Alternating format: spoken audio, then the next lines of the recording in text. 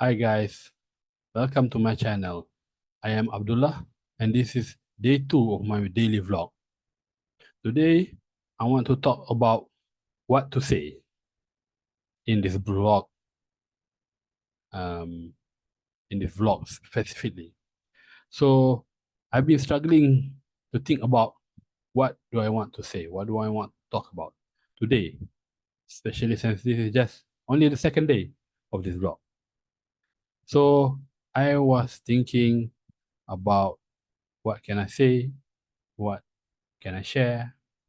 But the truth is, when I think about what I want to say, what I want to share, actually, whatever that I want to say, there's already a lot of the information already out there. The information is already out there, and not only the information is already out there, they are usually presented by people who are much more better than me, who are more specialized than me. So whatever that I say, you know, in the end, it will only just be my take on whatever subject I choose to talk about. Because, of course, there will be more better experts, more informed experts on it. And on the internet, everyone is an expert. Whenever there's some issues, and then people will chime in, and everybody will be talking about their theory. Suddenly, we've got tons of economic specialists. We got tons of apa nama ni, um, social specialists. There's all kinds of psychological specialists. There's all kinds of issues that trigger a lot of people, and they want to share their voice or their opinions on it, even though they are most likely much more um, less qualified.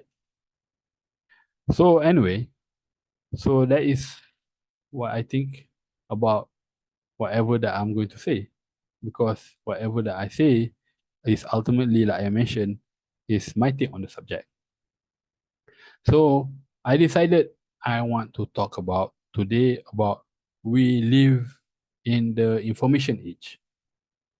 So why why would it be called the information age? The information age, I think, is called the information age because there's a lot of information. The information is abundant now, especially with the advent of the internet. Everybody can look up anything they want. In fact, one of the reasons why I think we are able to roll out AI now, AI as in the large language models AI, is because of the abundance of information that we have. Suddenly, we can have a system that will be able to read essentially every written book, every written word that has ever was, and we'll be able to make a pretty good guess on what words to put together to make it make sense. And that is something that I don't think we ever had faced as together as humans. So some of the advantages that I can think of about the abundance of information. One is that it's free access to everyone. So anyone can learn whatever they want. Um, so they can learn whatever they want, and also the fact that the information is can be spread to wherever that wants it. Okay, so that is one advantage of the information is being abundant. Another advantage is anyone can say anything. So if you have an opinion, if you have um, a way of thinking about something, you can share it with other people. There is barely any kind of barrier. It used to be that you have to be some sort of expert to be able to have a say in things that would affect other people. So, like for example, if you had an opinion on the social structure, for example, then you will already be some sort of professor who is able to publish a book or something that is worthwhile to publish.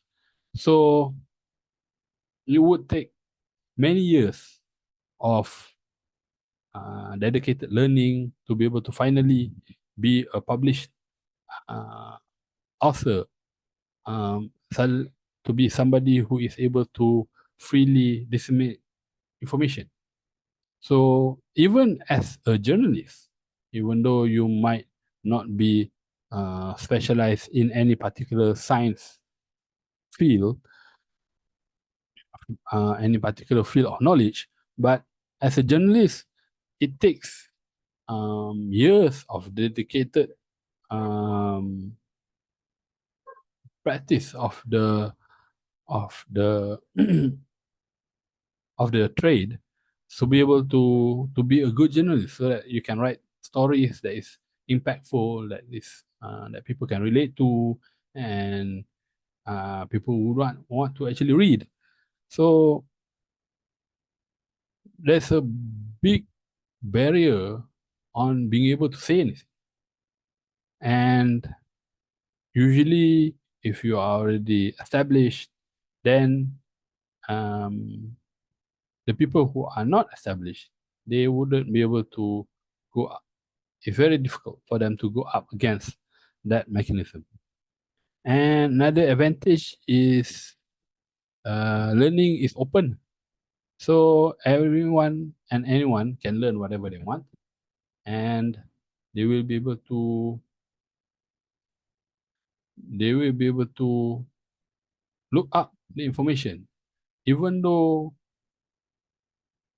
you know they might be very poor, but as long as the area have sufficient internet access, and there is even some places have even publicly available computers for them to use, then you can actually look it up and find the information, and you'll be able to learn it. But of course, with all of that, there's also the flip side. There's a lot of disadvantages that comes with it, which is one is that you can no longer charge meaningfully because information is available and free for everyone. So now we have a problem because, like for example, it used to be that if you were to be a journalist, you can be paid by the newspaper.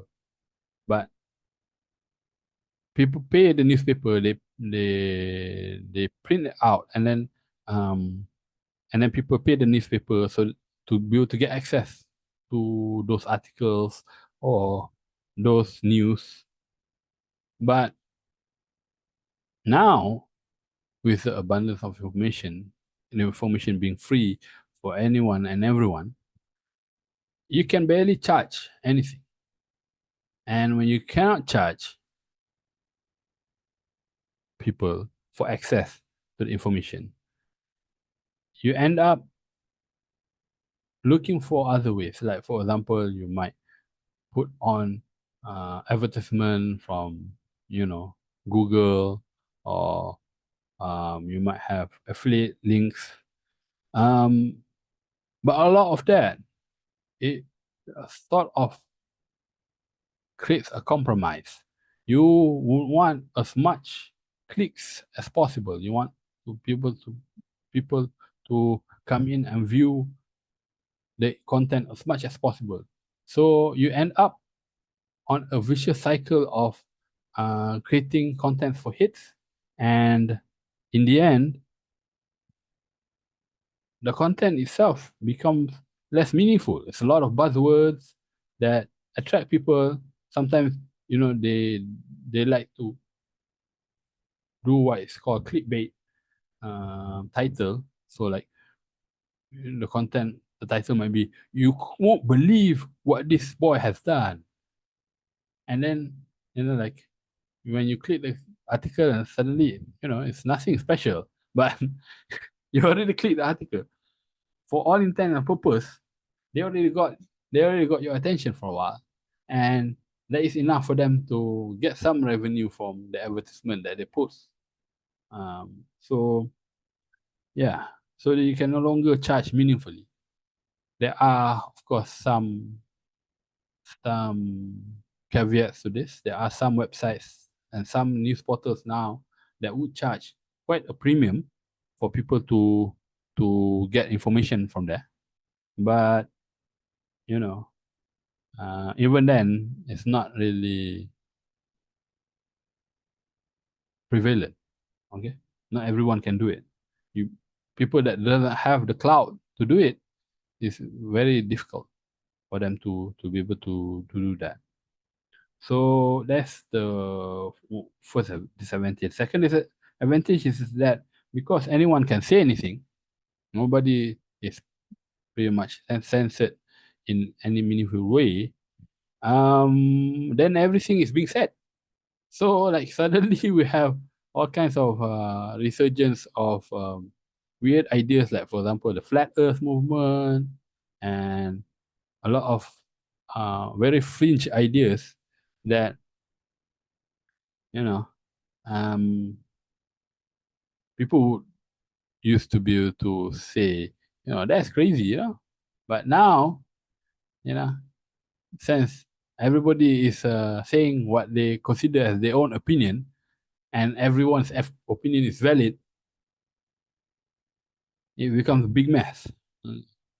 So it brings to the third thing, disadvantage, which is so the advantage was learning is open, but also the disadvantage, there's a lot of false gurus.